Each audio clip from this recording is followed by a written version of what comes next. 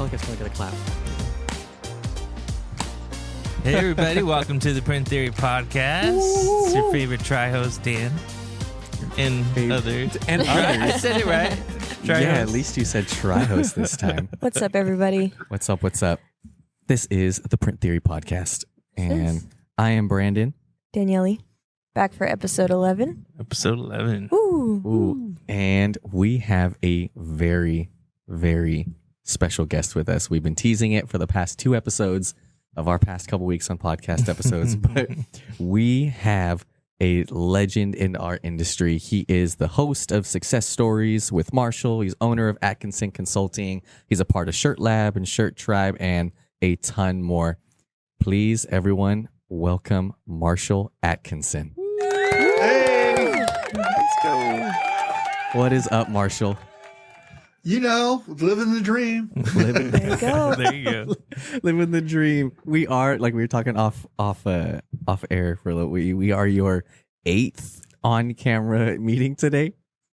Well, I do a lot of, I'm a coach, right? So Yeah, sure. I have my own live show that I do every Friday, and then I do I have a lot of shops around the country, and actually some are in different countries. And I do everything on camera because it's all about people and relationships, and So I'm on this all day, right? So There you go. I hear you. Pretty seasoned. So tell us yeah, a little bit. I just finished before we got on here with somebody like 5 minutes before I jumped in with you guys. So Oh, wow. Nice. Really?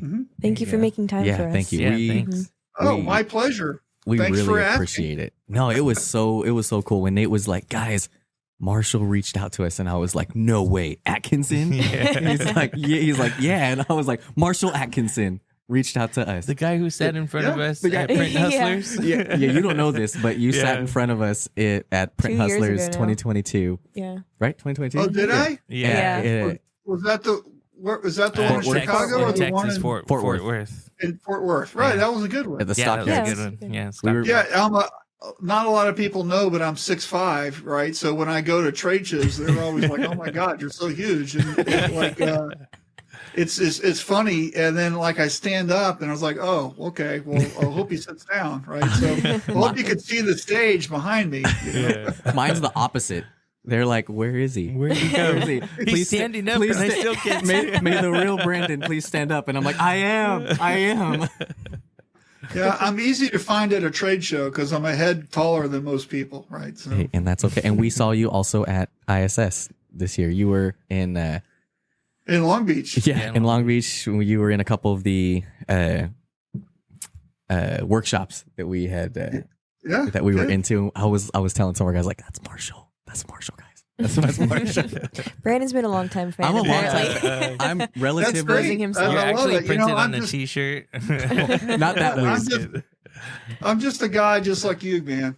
Like, there's like, you could fill a room with the stuff I don't know, right? So, You could fill multiple rooms with the stuff we don't know. Yeah. Buildings You can even. fill multiple rooms with just the stuff I don't know. Yeah. For sure. Well, thank you, Marsh. So tell us a little bit more about who you are, where you come from. yeah. So I've been in this industry for a minute, right? So I got started way back when, I actually, was working on my master's degree in architecture and decided I didn't want any student loans. So I started a t-shirt company to pay for school. Nice. Right. And I did fraternity and sorority stuff. And this is before we have all the great tools we have now. And the guy that was printing my shirts for me, I just contracted it out. He goes, "Hey, there's this thing that just came out. You should check it out. It's called the Mac, right? And there's this program called Photoshop. You should learn how to use it." And so this is how I got started. I was just doing everything by hand, and I started doing that, and I became his art director. My first day there was January 3rd, 1993, and that's Oh, wow. I've been doing it ever since. I was art director for a long time, about 14 years, and then At that same company? At the same company, and then Awesome. but I was always, hey, we should do it better. Look at this, that type of stuff. And then when computer screen came out, I said, because at the time we were going through about $600 a month worth of film. And I'm like, we need to do something new. And I saw this piece of equipment. It was the Kibo iJet. And we actually had the guy who invented the machine, Jeff McHugh. He came and installed it. And then they started taking me more seriously. And then I became their director of operations. And I did that. I left that company to and I started working at an even larger company in Milwaukee, Visual Impressions. And so that was just a monster shop. And so I really took a lot of the stuff that I was doing with sustainability and Lean Six Sigma and that type of stuff and workflow management and just really kind of brought it to them. And that was a really great job. That was a huge shop, about 105,000 square foot building. And we had 16 autos, 163 heads of embroidery, 3 cornettes, printed on 2 shifts. We printed about 1 million shirts a month. Right. So it was just 350 screens a day, something like that, so it was just a lot of stuff. Right. So many moving how parts. we get all that done and scheduled and out the door every day was what I talk about. And so I know this stuff because I've done it. Yeah. And now I just consult. Right. And so I have usually about 3 dozen shops, maybe about 40 shops that I work with at any given time. But I do stuff with a lot of the major brands. So I have a show that I do, a podcast that I do called Success Stories that you were alluding to earlier that I do with S&S Activewear. I have a show called Adventures in Apparel Decorating that I do for jerseys. I also have a show that I do for stalls called Heat Press Transformation. And I have a live Q&A show I do every Friday with my buddy Alan Howe from Easy Way. And then I have Shirt Lab, right, which is our mastermind group, Shirt Lab Tribe, and we do some live events. And, and then I've got my new bromance I have with Midjourney, with my Midjourney experience, which is all really about, I'm still, I think, like an artist. I have a degree in art, right? So I'm all about art. And when Midjourney and AI came out, I started playing with it and I realized it was just like me when the Mac came out and completely changed my life because I quit school and started just doing graphics. And it made such an impact on me. AI is the same thing. So it was an epiphanal moment and something that I'm evangelizing to everybody, and we can probably get into some stuff later. But, my main thing really is just helping people have a better outcome. That's my company motto is clarifying effective change. And a lot of people, I think, in this industry start off and they have different reasons why they get into the business. They want to monetize their creativity or they see it as a business opportunity and they get into it and they realize they're not making the profit that they should or they're having some problems and they don't really know what to do. And some people reach out. I wish more people would reach out, but it's just people have challenges. They don't know what to do. And my job really sometimes is just to come in and untie the crazy knot that they've made for themselves and help them achieve more, right? That's kind of what I do, right? Cool. And I talk to a lot of people. I mean, I'm, I don't know, it's like 50, 60 different shops a week, probably somewhere around there. And I hear a lot of stuff. So nothing can surprise you. Not all of it's good either, right? So, but I hear what's working. I hear what's not working. As a business coach, I'm really neutral on a lot of stuff. I don't really talk about, this works better than that, because to me, a lot of the stuff works great. All equipment prints, all ink will print. Usually it's your processes that aren't working. Right. And the fact that a lot of people just don't do what they need to do to have a better outcome is kind of where I kind of help them. So that is awesome. That's it in a nutshell. In a nutshell. That is awesome. Cool. And I know we will definitely probably want to talk more off episode about more stuff. I know we were talking with Dan. So we value who you are and just love that we're even getting the chance to just have a conversation with you today. So thank you so much Yeah, again. sure. Yeah. I can talk about anything, right? So fire away. Let's go. You got it. Well, before we continue, we have arguably one of the most important questions of our podcast, and it is, do you like boba? I don't even know what that is. So no. Ooh, sounds like a point for no. No. He said he doesn't know what it is. Not that he doesn't. What is it? It's a tapioca ball, essentially. It's like of it's gelatin. black milk tea. So Yeah. it's black milk tea with like half and half or creamer, just depending on whatever the shop uses. And so it's like Yeah. a creamy black tea, but it's sweet. And then there's these, I don't know if you can even see it, but there's these boba tapioca jelly balls.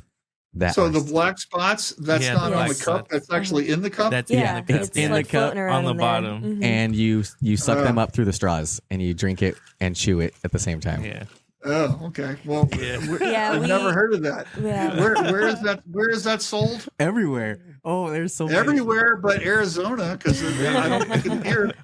This is Brandon's doing. He's spent the last 10 episodes trying to convince us to like it. And it's So working. And it's working. we have to ask everyone if We're they're team What's the Yeah, name? we're What's talking the name about of the place to go to get that? Over here, there's like 6 or 7 places that we know about here in the area, maybe more. But this one today is a favorite from our area. It's called Honey Pearl Cafe in Reedley, which is about 15 minutes away from where we live here in Kingsburg. Yeah. Okay. But it's good. Sorry, we're gonna. I drink. I don't drink soda. I drink exclusively Arnold Palmer, which is lemonade tea. that is Arnold really Palmer. good. That is good. Black coffee or water. I got my water right here. So It's a strong I lemon. live in Few Mesa, lessons for this Arizona, guy. and let me tell you, we drink a lot of water. You have to stay Really? alive out there. Yeah. So maybe I need They're to in a move to desert. Arizona, guys. Maybe no, I you'll need to, die. No. Okay, Unless you dramatically change your water intake. I'm a newcomer to this water drinker life. No, I drink lots of water every day. I got some right here. You need it, right? Because here, right, you like, even when it's really hot, you still don't sweat, right? Because when your body sweats, it instantly evaporates. So your clothes are never wet like it is if you were in Texas or Florida or somewhere. Oh, wow. And so it's really easy to get dehydrated because there's no water in the air, right? Mhm. So everybody here in Arizona, we constantly drink water all the time, or Gatorade or whatever, right? Or And Diet. I just like water, and because I don't want to, high fructose corn syrup and all the other stuff that's in Gatorade. Like so this. I'd rather just Yeah. Okay, so What's don't in look at this? this thing. Don't look in at this. Sorry. Yeah. But I do like sweet stuff. Like, I'm a sucker for some things, right? So Like what? What are you a sucker for? What is ice your cream. I'm a 10 there you o'clock go. at night bowl of ice cream Oh, guy. that's the And, best time. That's That's ice cream awesome. time. Yeah. ice cream Yep, o'clock? and that's one of my favorites. So yeah. That's Thanks. awesome. Well, Nice. we're Good to know. gonna poke into ours right here. Yeah. Ready? Okay, ready? 1, 2, 3. There we go. Come on, This for is real. real. Dan always has a hard Never time gets with I don't this know part. why Dan. I'm afraid of making a mess. Okay, so you guys have that. I'll just have my water. There you go. Cheers. Cheers. We were debating. Okay, not gonna lie. We were debating going a step further, but I didn't know if it was going to be creepy or not. So I didn't want to do it. But we were going to find a boba place in your area and have it DoorDash to you. But then I Oh. was like, that's a little weird. I don't know if that's. Hold on, I'm gonna Google right now. So do they even have it? How do you spell it? BOBA? BOBA. B.O.B. Boba Mesa, Arizona. Ooh, Sounds pretty good. I like the tea. it's 50% sweet. The tea is good. The nearest place is 6.2 miles from me. Oh, that's not Okay. too bad. Probably about how It's a far thing ours is. here. How about that? It's a thing. Yeah. Expanding. Yeah, Boba's popping off. it's a Go thing. places. Can I share my screen? I'll show you the map. Sure.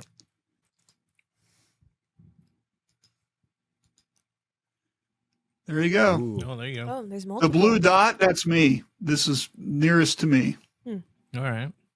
There you go. Now I know next time we have you I'll on have the to try pod, it. we Yeah. should still have it 6 done. miles from me, I can get a boba. we will have it delivered to you sometime in the near future. Just one day it'll show up, and you'll know it's from Maybe us. they'll do an Boba Arnold delivery. Palmer one. Dude, Arnold Palmer with oh. boba in it. That would They be can- so good. They can't, because a lot of the places that do Yeah. boba, they do teas and lemonades and stuff like that. And so you could get an Arnold Palmer there, essentially.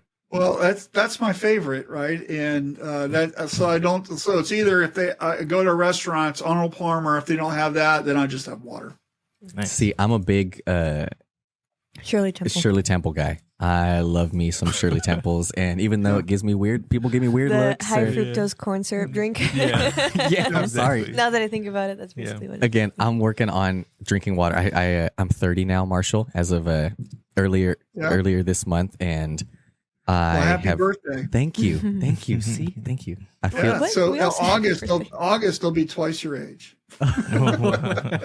So thanks. Thanks for reminding me. sorry. I'm not meaning it. I'm meaning like I am just very not healthy person, and again, even since last time we talked about it a couple episodes ago, I also somehow again like tweaked my neck, and I went to my chiropractor yesterday and then today, and she was like, "Listen, I don't know how many times I got to tell you, you need to drink water."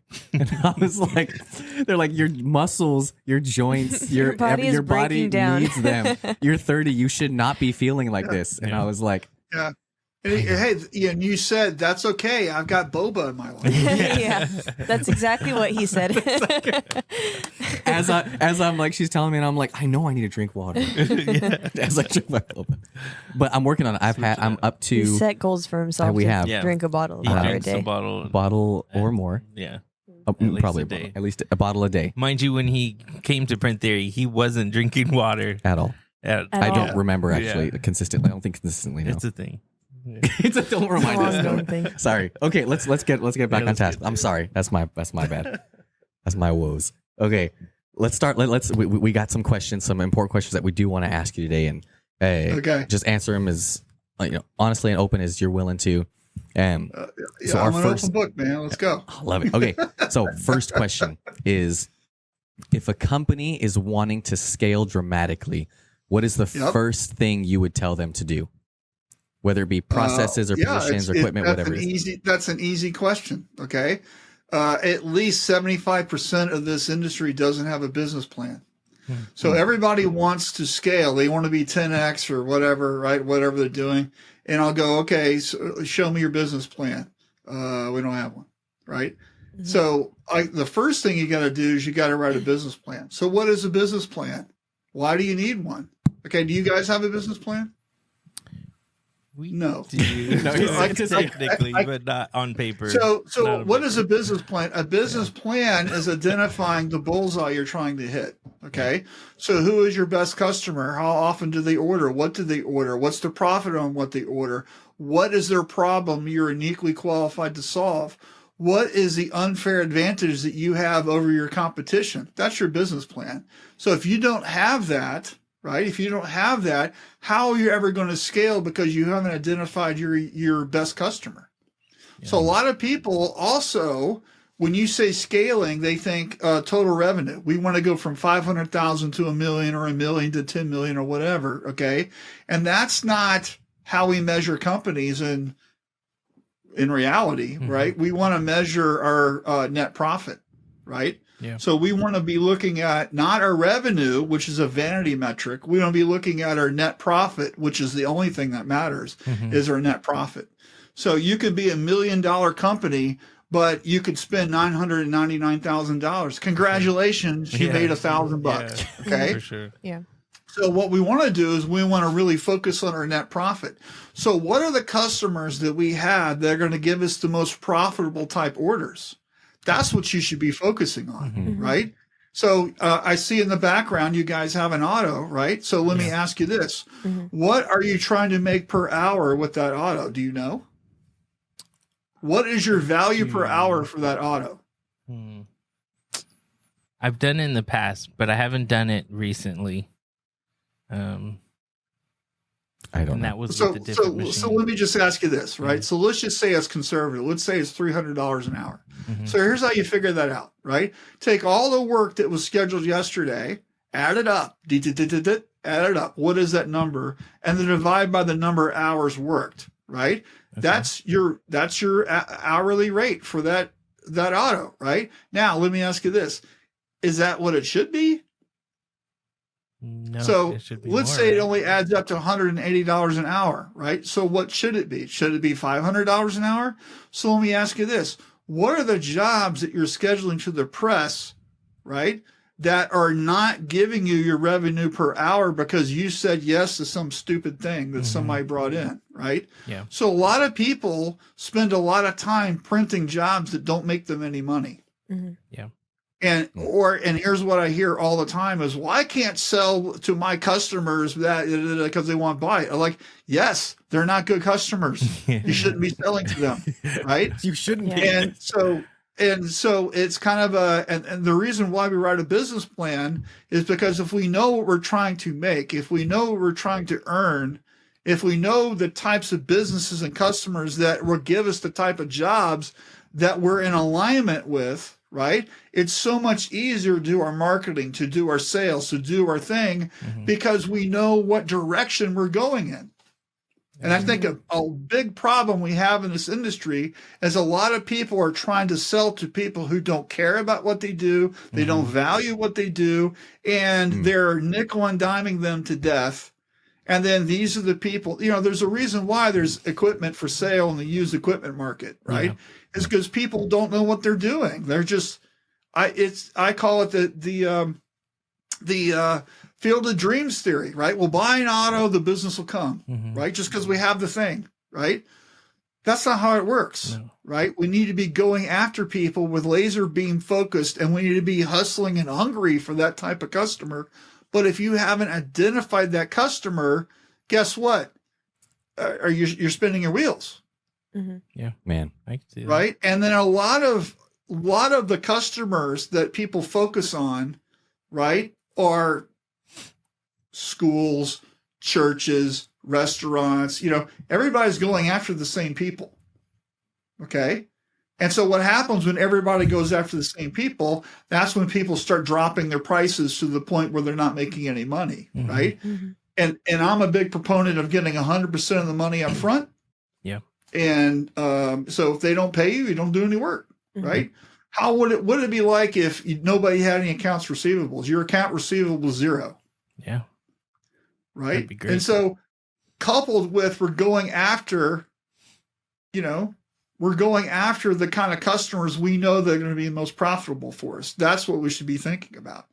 And so take a hard look at your business, right? So a great exercise to do for this, you ever heard of the 80-20 rule? Do you guys ever heard of that? You know what that is? Yeah. Where you take, you focus on the 20% of the 20% of your clientele that brings in 80% of the business. Well, yeah. So the top 20% of your customers give you 80% of your revenue, right? That's what's on your production schedule right now, right? 20% of what's on your production schedule is giving you 80% of your revenue. The other side of that coin is 80% of the jobs on your production schedule only account for 20% of the money that you're bringing in. These are the jobs that are clogging everything up. The reason why you have to have overtime, the reason why nobody likes their job anymore, because they're doing that thing for that guy who doesn't appreciate us and just stop the craziness, man. Right?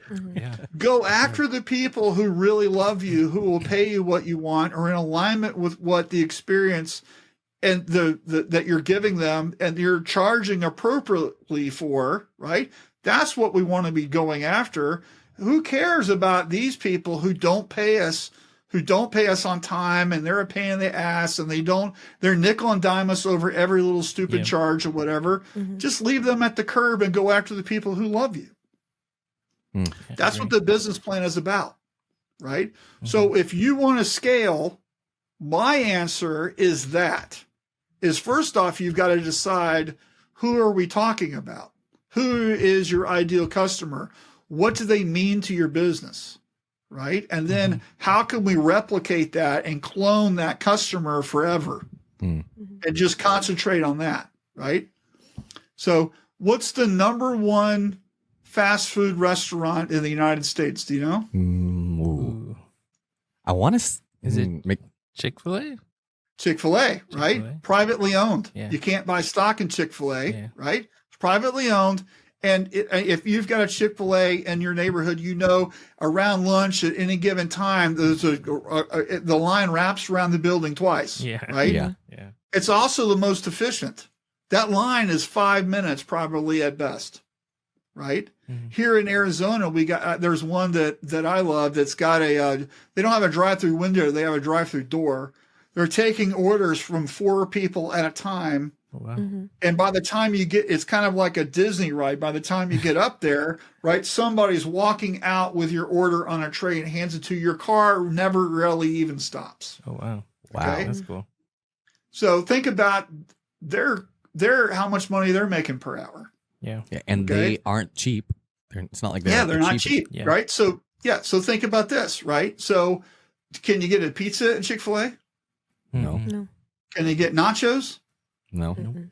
Can you get a bourbon and Coke? No. They concentrate on what they're good at, which is chicken, Chicken. and waffle fries, right? There you And go. they've got other little things they pepper in every now and again, right? Mhm. I'm a big fan of their chicken biscuits, by the way. But Ooh, They're mac yeah. and you know, There you go. so what I'm saying here, though, is if you concentrate on your ideal thing, you don't have to sell to everybody. You don't have to sell a million different things. You can just concentrate and focus on one thing and just be really, really, really good at that and make tons of money. So why do we feel in this industry, this is a question for you, that we have to service every moron who walks into our door? We got to sell them something. Yeah. I Right? would say in the beginning of Print Theory, we were like, any business we can take, we're just going to take, right? And then over the years, we're like, hey, we need to not take, because those jobs, those small jobs, they don't make us any money. It costs more. In the beginning, I could see how like a referral, could lead somewhere. But now that we have employees, now that we have an actual building, staff, just like it's not reasonable to do the single items. Yeah. Yeah. So a good ratio, if your audience is watching, right? If you're thinking about your sales, right? So I've looked at a lot of P&Ls, and I can tell you the shops that are doing really well, right? It's about $150,000 to $200,000 per employee for their gross revenue. Mm-hmm. Not their total revenue, their gross, right? Which is subtract the variable cost, that's your gross, right? So where are you on that spectrum, right? And then what is your net profit from that, right? And so a lot of shops, when I start talking with them, they're, at 80,000 or whatever, just because they're simply not charging enough, or they have too many employees or whatever, right? And when you're looking at this stuff, typically, it's about $500,000 an auto, right? And multiply that out by number of autos and number of shifts, and usually that adds up somewhere close to their revenue. Sometimes that's low because they're just not charging enough. Yeah. So it just depends, man. Man, that's I can see how gosh, that's yeah. oh my gosh, this is gonna be. All right. So did I answer your question? Okay. Yeah, you did. We have our Answered our homework. question. We have what we wrote. I was writing down our to dos too. I'm like, man, this is good. Yeah. Stuff we need to focus on. Okay, that was question 1. Question 2. This is gonna be good. Question 2. Similar to 1, but kind of opposite. What is the one thing that chokes or bottlenecks a company from growing that you've seen happen a lot in our industry? Okay. So I'm going to talk about something called the theory of constraints. You ever heard of that? I have not. I don't think so. So there's a fantastic book. It should be mandatory reading. It's called The Goal. Okay. And it's a fictional book, but it's about a manufacturing company. And this is where the term, the theory of constraints, comes from. So the theory of constraints says that you can only move as fast as the slowest part of your process. So in your shop or one of your listener shops, right? What is the slowest part of your process? Right? That's what you need to work on. And by the way, this moves all the time, right? Because once you fix that, there's going to be another thing that's the slowest, right? Yeah. And so this is why we have what's called continuous improvement projects, right? Where we're always working on this stuff, right? But the problem that I see in a lot of shops is there's no measuring, right? How long does it take to do X? How many do we do of this, right? We don't know that, right? So a lot of shops can't even predict their production schedule, right? Yeah. So when we think about how we're going to accurately do something, a lot of it is about measuring, and a lot of people don't measure. To me, everything in the shop needs a number. What is a good number? What is a bad number? What is it? Like, for example, you guys are screen printers. What is your minimum amount of newtons you have on a screen that you accept? So for the shops that I've run was 18, right? So any screen under 8, and we were just using static frames. We just printed mainly, we were a contract shop, printed lots of logos, didn't really do a whole lot of stuff with sim process or CMYK or anything. So really didn't need retentionable frames or any of that stuff, right? And so we really wanted to have frames in the mid 20s, right? That was mostly what we had. So, you know, for shops out there listening, you really need a tension meter, you know, so, you know, 18 newtons or less, we wouldn't use the frame. Can you print with a 17 Newton screen? Of course you can, right? Can you drink bleach? Of course you can. That doesn't mean you should, right?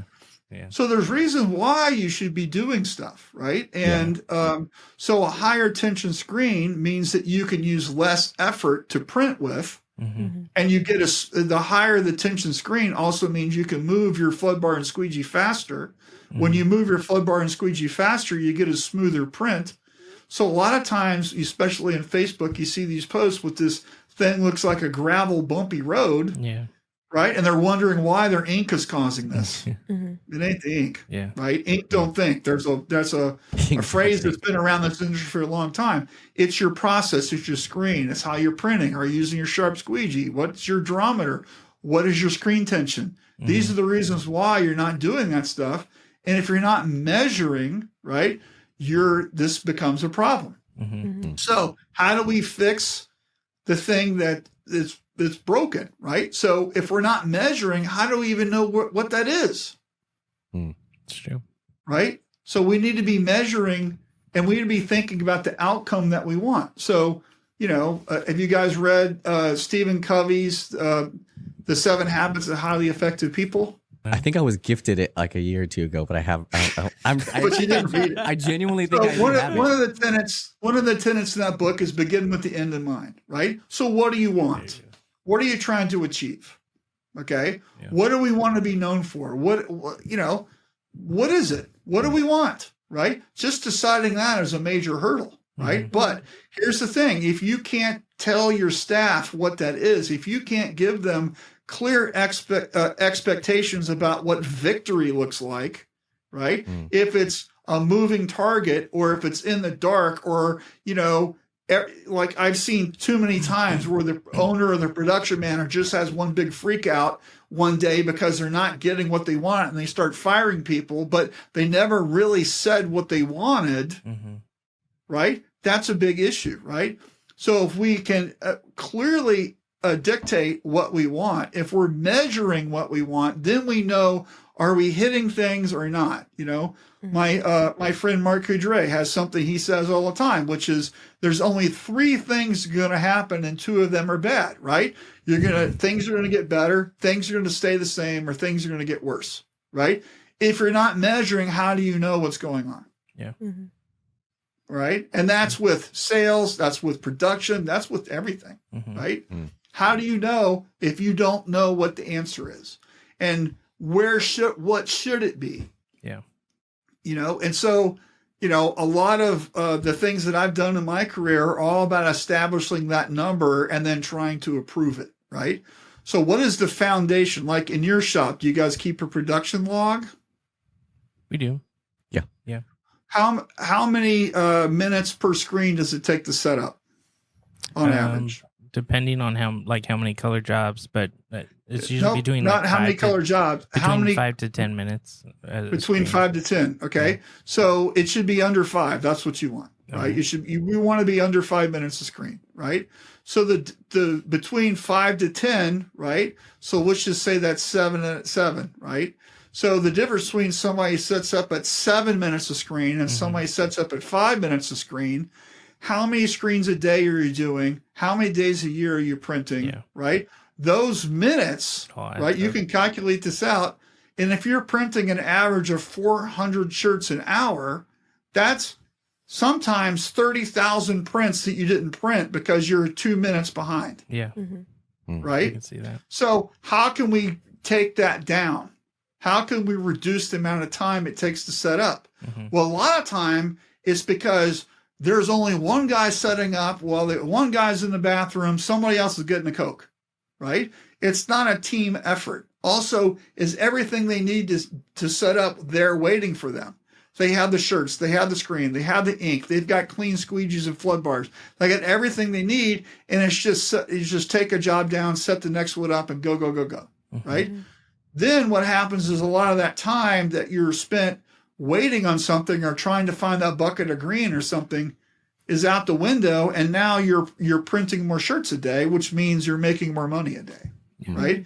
Mm-hmm. So to me, the answer to your question is about measuring and deciding on what is the slowest part of whatever we have in every department.